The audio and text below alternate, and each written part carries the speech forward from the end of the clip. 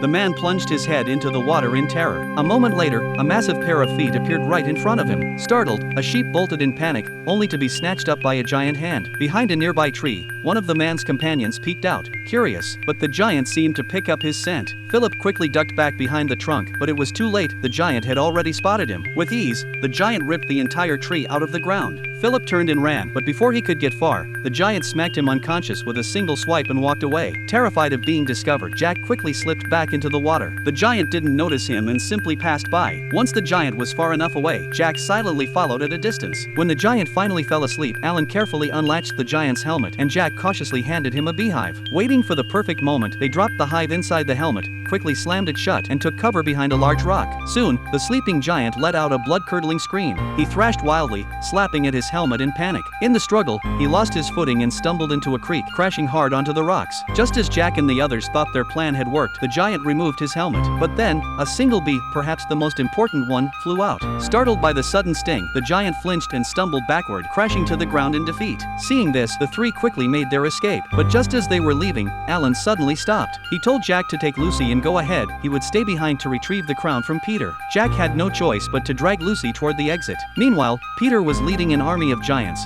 preparing to invade the human world. One of the two-headed giants seemed to catch the scent of humans, but said nothing. As Peter was about to give the order to attack, Alan sprang from the shadows and charged straight at him. The two tumbled into a cavern. The two-headed giant grinned with satisfaction. Alan drove his dagger deep into Peter's chest. As Peter collapsed, the magical crown slipped from his head and lost its power. Just as Alan reached for it, a massive hand reached into the cave. The two-headed giant lifted Peter's lifeless body and claimed the crown for himself. The moment it touched his head, the crown reignited with power. And with it, a new, even more terrifying catastrophe loomed over humankind.